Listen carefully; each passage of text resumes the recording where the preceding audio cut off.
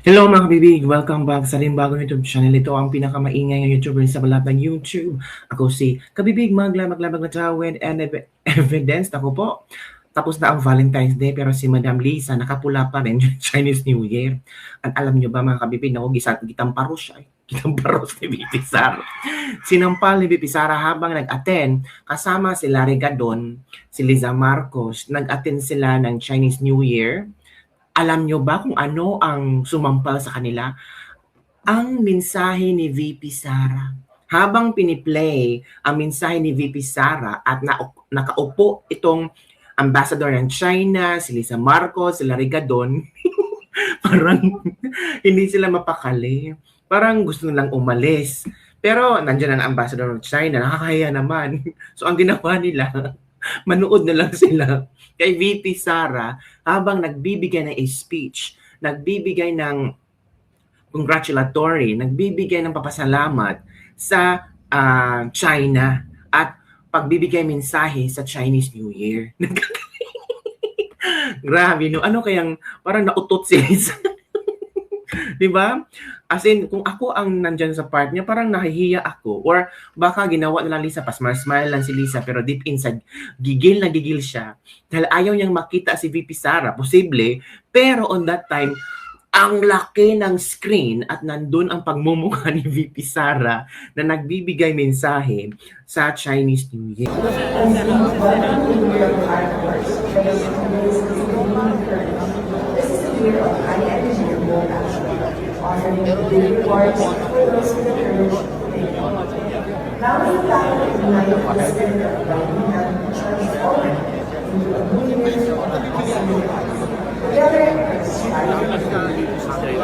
Nandun pa rin si Larry Gadon. Alam mo na si Larry Gadon. Yung yung bubong.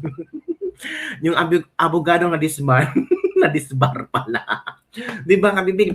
O yun kabibig. So, napanood yun ba ang video? Parang hindi ito napag-usapan na video kasi busy ang maraming netizens sa sobrang daming political stories, political chika, and so on and so forth. Pero pag-usapan natin dito kasi ito yung isang divine intervention na sampal ni Liza Marcos at Larry Gadon. Parang itinadhana na upo sila doon sa harapan na kung saan nandoon si Bibi Sara ng speech.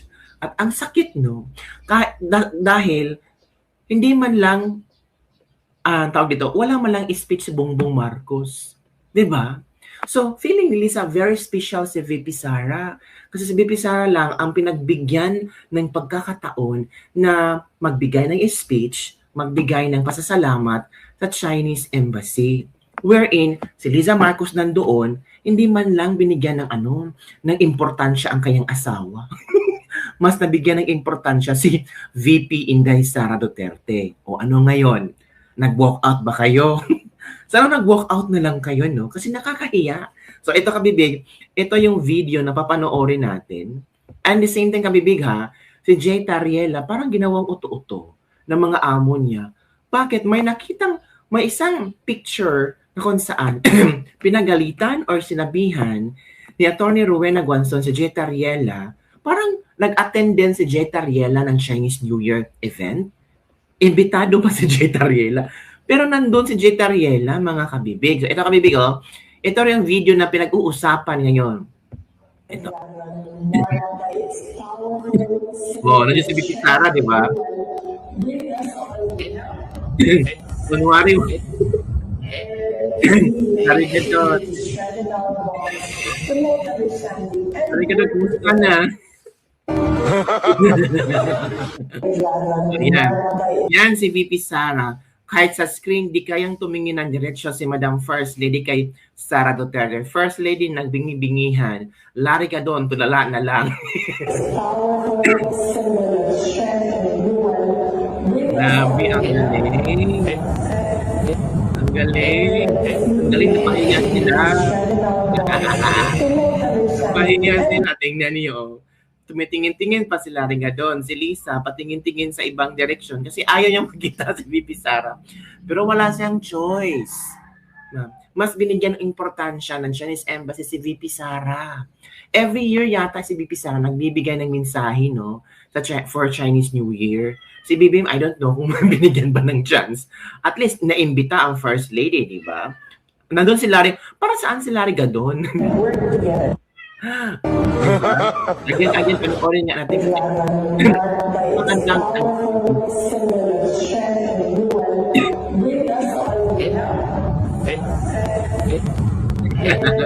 kunwari, wala na narinig.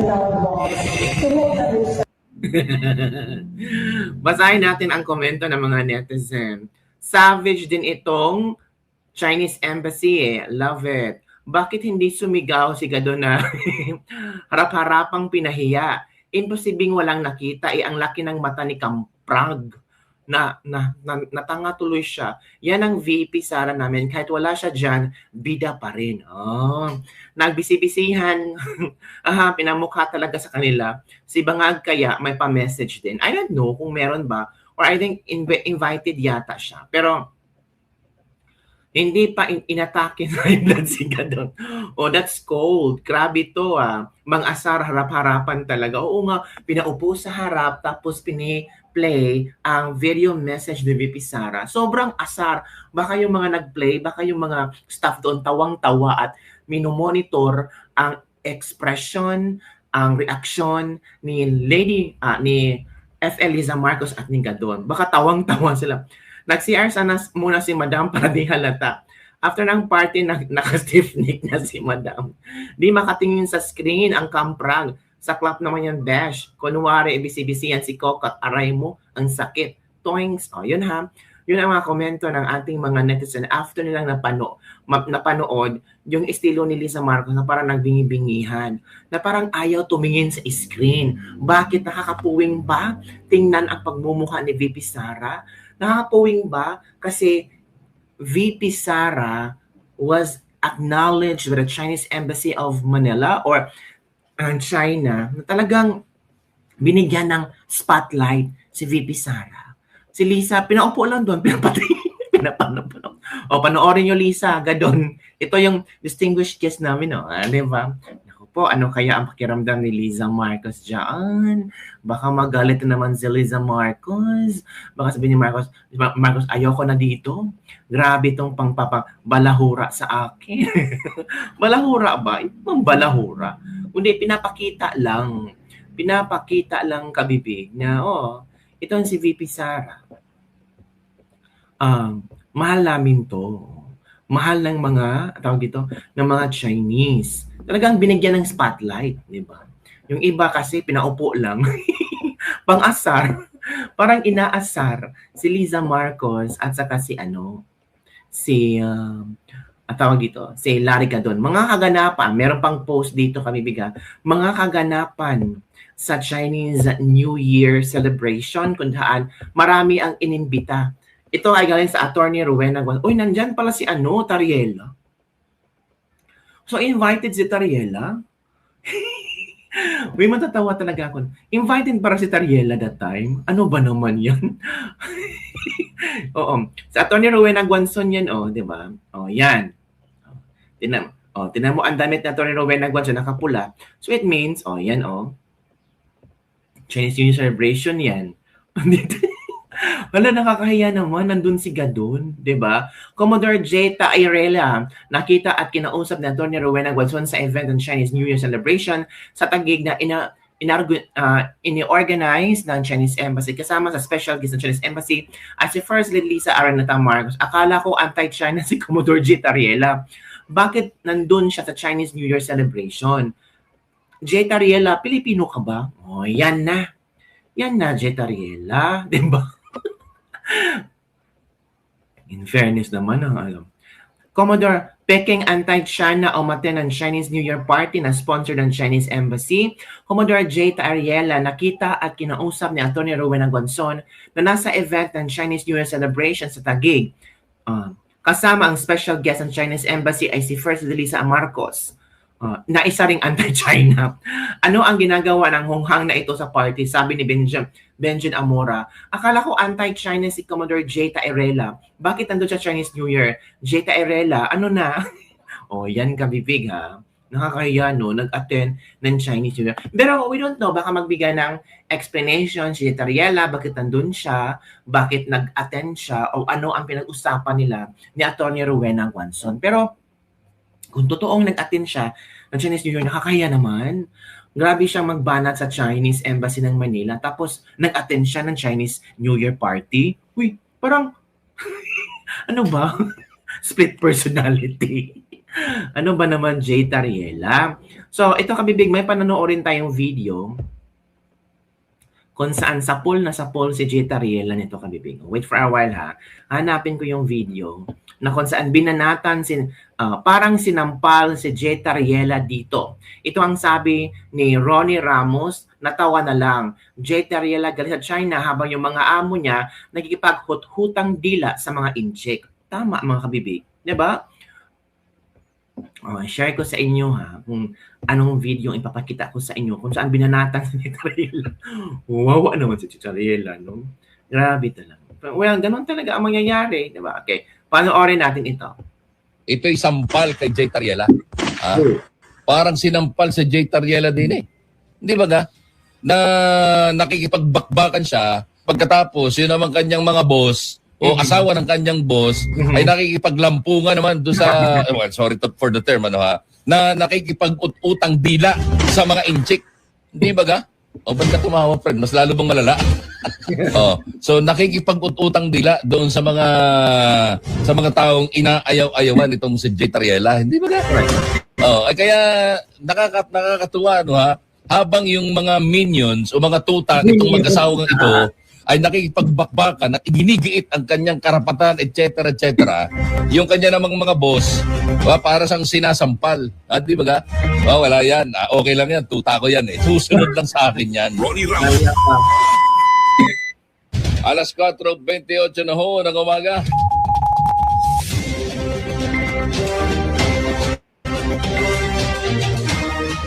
Samantala, spotted si First Lady Liza Marcos o Araneta Marcos sa Chinese New Year celebration na inorganisa ng Chinese Embassy sa Taguig City. Sa gitna ito ng tumitinding tensyon sa pagitan ng Pilipinas at China, kaugnay ng usapin sa West Philippine Sea. Makikitang kasama ng unang ginang sa okasyon ng Chinese Ambassador sa Pilipinas na si Jing Quan. Dumalo din sa pagtitipon sa Department of Foreign Affairs Undersecretary Teresa de Vega. Sa video na nasa Facebook page ng Chinese Embassy, makikita ang pag-akyat sa entablada ng unang ginang at nakiisa sa wine toast. Ilang oras bago makita sa nasabing okasyon ng First Lady, inanunsyo ng China ang pagpapatupad ng travel ban laban sa 16 na opisyal ng LGU ng Kalayaan, Palawan, kung saan ay binawalan na silang makapasok sa mainland China, Hong Kong at sa Macau. Buti na nakapagpalit na ako ng address. Kaya lang, ako, ewan ko malikot lang siguro ang isip ko, pero iba yung nakikita ko din eh. Ito'y sampal kay Jay Tariela. Agoy, bakit? Parang sinampal si Jay Tariela din eh. Di ba ga? Na nakikipagbakbakan siya para sa karapatan ng Pilipinas at pagkatapos yun naman kanyang mga boss o asawa ng kanyang boss ay nakikipaglampungan naman doon sa well, sorry for the term Tama no?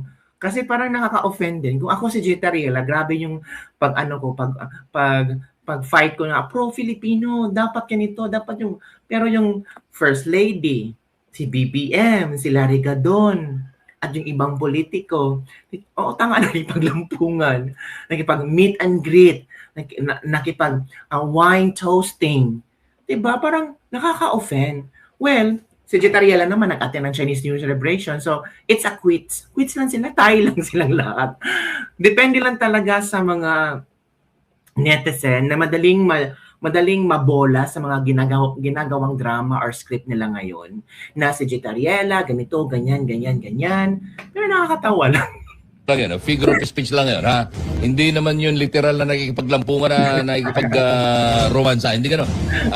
Ibahin ko na lang, i-refresh ko na lang. Na nakikipag-utang dila sa mga inchik. Di ba ga? Ba't ka tumawa, friend? Mas lalo bang malala? Ate, yun naman yung Tagalog doon, di ba?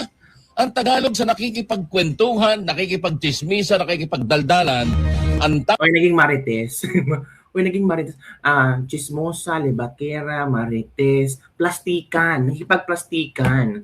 For the sake of economy, for the sake of, ang tawag dito, good communication, good rapport. Kasi kung mawawala ang China sa Pilipinas, lahat ng mga investors, kunin ng China, lahat ng mga trabaho, hindi nabibigyan ng Pilipinas. Ano mayroon sa Pilipinas? Nandiyan ba si Jeta Riela at ibang senador na, kami ang bibigyan ng... Wala naman, di ba? So, for diplomacy, diplomatic relationship na dapat maganda. Tawag dyan ay nakikipag-utang dila. Mas masama yung lampungan, nakikipaglampungan. Diba? Kaya nga ni-repress ko, baka masama baka mapagalitan ako So nakikipag-utang dila doon sa mga taong inaayaw-ayawan itong si Jeta Riela. Hindi ba ga? Kaya nakakatuwa habang yung mga minions o mga tuta nitong mag-asawang ito ay nakikipagbakbakan at iginigiit ang kanyang karapatan, etc., etc., yung kanya namang mga boss, para siyang tinasampal. Di ba ga?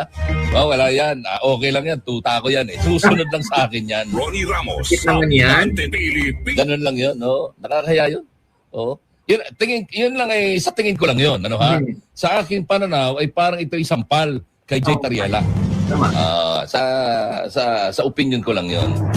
Okay, kung ano man yung nasa likod niyan at kung ano man talaga ang motibo sa gitna ng mga issue sa pagitan ng Pilipinas at China ay higit silang nakakaalam. True. 'Di ba? So tama din naman. Sobrang nakakahiya. Nakakahiya at the same time. Oo nga no.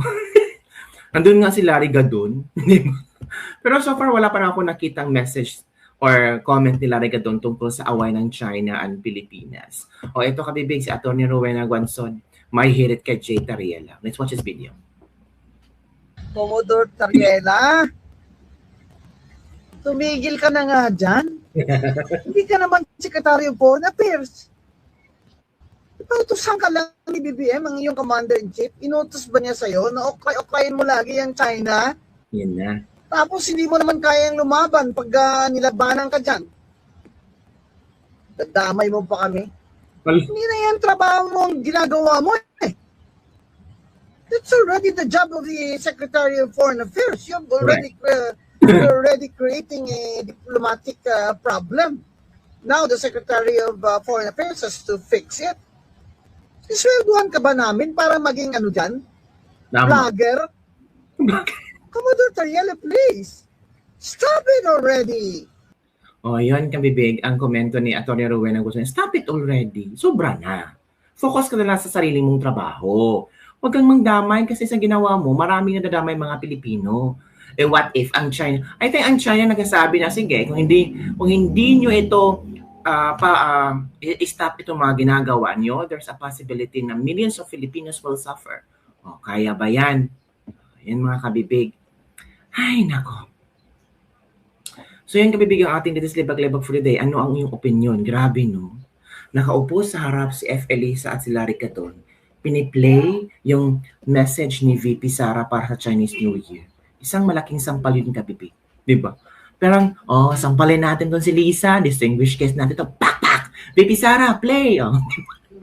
Yun lang kabibig ang ating Ditis Libag-Libag for the day. Don't forget to like, subscribe, and share this video. Bye everyone! See you next time!